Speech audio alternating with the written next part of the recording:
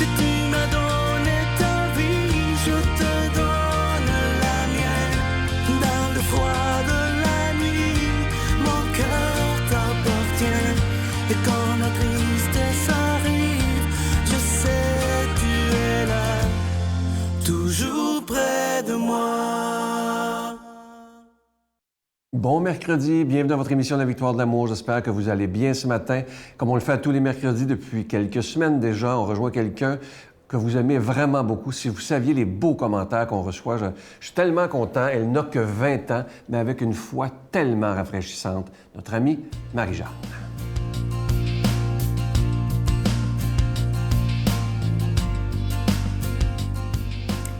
Bon matin tout le monde, bienvenue dans ma joie de croire. Alors, j'avais envie ce matin de vous parler de mon voyage en France de l'été passé. J'ai eu la chance de visiter les Alpes du Sud en France, donc dans un petit village à Chorges, donc au creux d'une vallée. C'est près de Gap, pour ceux qui connaissent un peu. Puis, au creux de cette vallée, il y a un grand lac qui s'appelle le lac de Serre-Ponçon, qui est un lac artificiel qui fait plus de 80 mètres des fois dans ces endroits les plus creux. Puis, c'est un paysage qui m'a vraiment touchée, émue, parce que c'est immense. C'est des montagnes immenses, c'est des vallées immenses qui nous font sentir tout petits et qui nous font sentir aussi la grandeur de la création de Dieu. Donc, l'autre fois, j'avais chanté une chanson infiniment grand. Alors là, vraiment, ça a été cette impression-là qui m'a habité tout au long. Et puis, j'ai eu l'expérience de faire ce qu'on appelle du paddle. Donc, c'est une planche, en fait. On est parti sur le lac de Serre-Ponçon avec une planche. Puis, en fait, le principe, c'est qu'on est debout avec une pagaie et on avance. Donc, c'est une sensation très spéciale d'être debout sur l'eau parce que d'habitude, on est habitué de s'asseoir dans une embarcation ou quelque chose comme ça.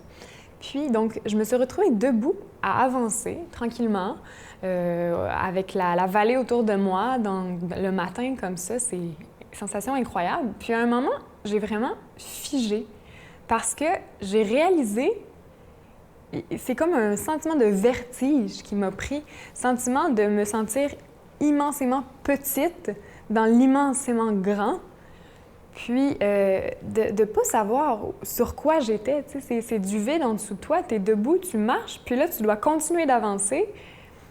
Puis est vraiment remontée en moi cette parole que je vous partage ce matin, qui est une parole qui m'a habité toute ma vie de chrétienne, qui a vraiment été donnée à mon cœur un jour, que je ne comprends toujours pas pourquoi encore, mais c'est la parole « avance en eau profonde ». Puis c'est drôle parce que cette expérience m'a vraiment fait vivre physiquement le fait d'avancer en eau profonde, avec le sentiment de vertige qui va avec, parce que c'est aller au-delà de où on pensait qu'on irait, au final. Puis, avance en eau profonde, c'est la parole que Jésus a dit à Pierre quand il l'a invité à continuer d'aller plus au large encore pour aller jeter les filets et récolter le poisson qu'ils avaient jamais récolté parce que toute la nuit, ils avaient pêché puis ils sont revenus bredouilles. Alors, aller au large de la vie, aller au grand large, là où on est loin de la terre ferme, on est loin de nos conforts, mais au final, où je pense que la grâce vraiment va passer de manière encore plus grande que ce qu'on pouvait imaginer.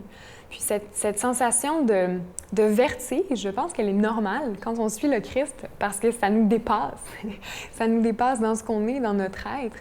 Mais ce matin, ce que je voudrais vraiment pour chacun de nous, c'est que cet appel à aller au-delà, à avancer au grand large, à avancer en eau profonde, nous travaille, nous transforme et nous mène vraiment vers le Christ qui veut quelque chose de plus grand et de plus beau pour chacun de nous. Bonne journée! Notre Père qui es aux cieux, que ton nom soit sanctifié, que ton règne vienne, que ta volonté soit faite sur la terre comme au ciel. Donne-nous aujourd'hui notre pain de ce jour. Pardonne-nous nos offenses comme nous pardonnons à ceux qui nous ont offensés.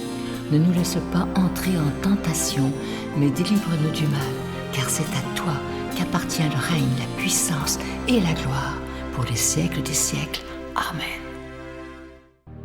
La Victoire de l'amour présente Marie, mon secret, icône de la beauté divine. Avec le Père Michel-Marie plongé dans cette véritable retraite spirituelle de plus de 6 heures sur Marie, Mère de Dieu. Et apprenez comment il peut naturellement nous guider vers son Fils. À partir de 49,99, obtenez-le en ligne sur lavictoiredelamour.org en format DVD au 514-523-4433 ou le 1-888-811-92-91. Laissez enfin Marie vous combler de sa grâce. Je suis tellement content de vous parler de ce magnifique cadeau du mois. Il s'agit du nouveau symbole de la victoire de l'amour que je porte fièrement d'ailleurs à mon veston depuis quelques semaines. Il s'agit d'une épinglette. Elle est plaquée or et argent. C'est autant pour les hommes que pour les femmes. Et c'est beaucoup plus qu'un bijou, cette épinglette. C'est le symbole qui nous réunit, toute la famille de la victoire de l'amour. Alors, vous la recevrez avec un don de 25 et si vous en voulez deux, avec un don de 40 et je vous rappelle que cette épinglette, elle est déjà bénie. Je vous donne l'adresse pour ceux qui veulent faire leur don par chèque. Alors, c'est dans la Victoire de l'amour, casier postal 120, succursale Boucherville à Boucherville, le J4B 5E6, je vous la redonne. La Victoire de l'amour, casier postal 120, succursale Boucherville à Boucherville, le J4B 5E6. Également par téléphone, par carte de crédit dans le 514-523-4433, 523-4433 ou sans frais, le 1-888-811-9291, 1-888-811-9291 et aussi sur notre site Internet, une façon sûre et efficace et très rapide de faire votre don, le www.lavictoiredelamour.org. Et à la demande générale, vous savez que ça a été une popularité incroyable, le chapelet de Jésus Miséricorde.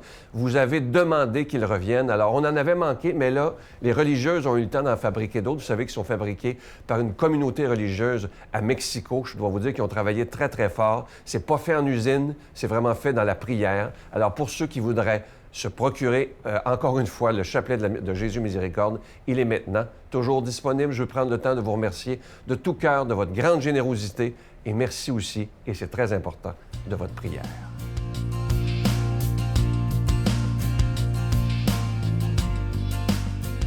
Mon Dieu, donnez-moi la sérénité d'accepter les choses que je ne peux changer, le courage de changer les choses que je peux et la sagesse d'en connaître la différence.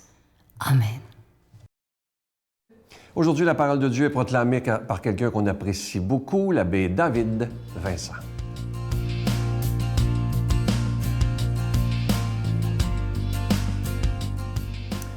Un beau bonjour à toi. Allons voir qu'est-ce que l'Évangile a à nous dire pour nous aujourd'hui. Bonne nouvelle de Jésus-Christ selon saint Luc. Jésus disait « Quel malheur pour vous, pharisiens, parce que vous payez la dîme sur toutes les plantes du jardin, comme la menthe et la rue, et vous passez à côté du jugement et de l'amour de Dieu. Ceci, il fallait l'observer sans abandonner cela. Quel malheur pour vous, pharisiens, parce que vous aimez les premiers sièges dans les synagogues et les salutations sur les places publiques. Quel malheur pour vous, parce que vous êtes comme ces tombeaux qu'on ne voit pas et sur lesquels on marche sans le savoir. » Alors un docteur de la loi prit la parole et lui dit « Maître, en parlant ici, c'est nous aussi que tu insultes. » Jésus reprit « Vous aussi les docteurs de la loi, malheureux êtes-vous, parce que vous chargez les gens de fardeaux impossibles à porter, et vous-même, vous ne touchez même pas ces fardeaux d'un seul doigt. » Acclamons la parole de Dieu. L'hiver dernier, j'avais une rencontre dans le Vieux-Montréal. Je m'occupe de la pastorale des vocations et à l'occasion, avec d'autres prêtres, d'autres responsables des vocations, on se regroupe à l'occasion. Comme c'était dans le Vieux-Montréal et que je devais traverser évidemment les ponts et que je ne voulais pas me faire prendre par le trafic, je me suis préparé bien d'avance. Et comme tout s'était bien passé sur la route, j'étais arrivé avec beaucoup de temps à l'avance. J'étais dans le Vieux-Montréal et je me suis dit, pourquoi ne pas aller prier un temps dans la magnifique basilique Notre-Dame de Montréal? Chose que j'ai faite. Je me suis rendu à la basilique Notre-Dame, je me suis trouvé un banc, je me suis installé et j'ai pris un temps de recueillement, de prière dans ce lieu magnifique.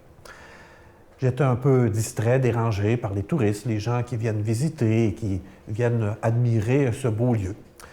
Je vis à côté de moi un homme d'une grande taille, d'un certain âge, passer et se rendre jusqu'au devant complet de l'allée centrale. Il avait l'air d'un aristocrate, il avait la tête bien haute, bien fière, il avait un magnifique manteau de cuir, un foulard de soie et des gants. Il est resté un temps debout à regarder le sanctuaire. Puis après, il s'est assis. Il est resté là, en silence, quelques instants. Puis, après un certain temps, il s'est relevé, comme un grand seigneur, et il est parti, comme il était venu.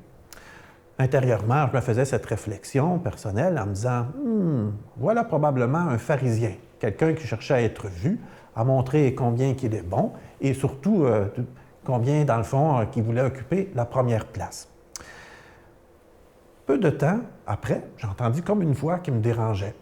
Ah, je regarde à gauche, à droite, et je ne vois personne. Je me reconcentre sur ma prière. La voix reprit en me disant « David, c'est toi le pharisien. » « Mais non, Seigneur, ce n'est pas moi le pharisien. Vous avez vu cet homme avec son beau manteau, comment il était bien habillé? »« David, tu juges selon les apparences, me répondit le Seigneur. »« Mais oui, mais il avait un manteau de cuir, ça vaut très cher. »« Mais David, c'est l'hiver. Toi-même, tu as un manteau. »« Mais oui, mais Seigneur, mon manteau, c'est un cadeau, moi, et je l'ai depuis 8 ans. » Eh bien, son manteau, lui, il l'a payé lui-même, et il l'a déjà depuis 10 ans.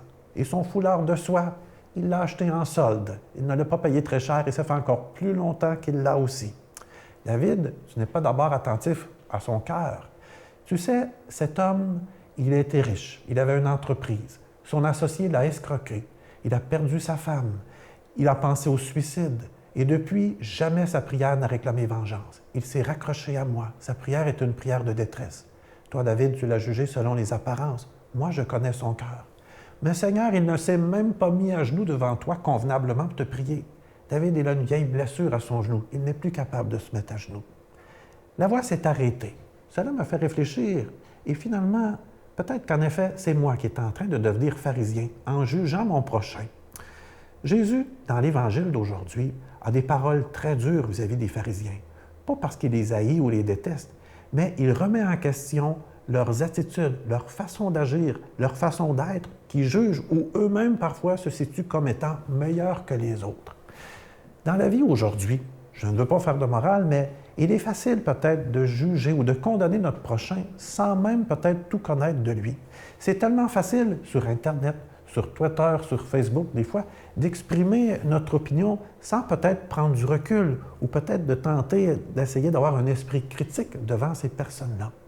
Moi, au début de cette journée, surtout avec Jésus qui vient vraiment nous interpeller à être attentif au cœur et à la justice, je t'invite toi aussi, dans tes relations avec les personnes que tu vas croiser, même sur Internet, à être attentif d'abord à la personne, pas à son comportement, pas à la façon qu'elle est habillée et peut-être pas non plus peut-être au style qu'elle a. Et moi, vraiment, je veux demander au Seigneur de t'aider. Puis pour qu'il puisse t'aider à garder un cœur humble, serein, attentif aux gens, je veux lui demander qu'il te bénisse, qu'il te donne peut-être son regard pour voir les gens comme lui les voit.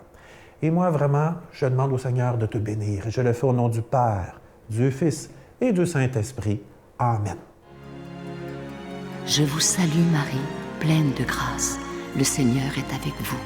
Vous êtes bénie entre toutes les femmes, et Jésus, le fruit de vos entrailles, est béni. Sainte Marie, Mère de Dieu, priez pour nous pauvres pécheurs, maintenant et à l'heure de notre mort. Amen.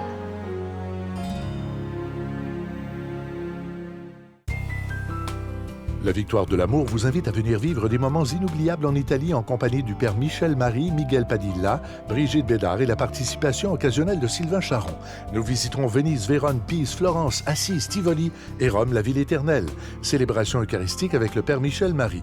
Nous assisterons aussi à l'audience générale avec le pape François au Vatican du 1er au 13 juin 2019. Information 514-288-6077 ou sans frais 1-800-465-3255.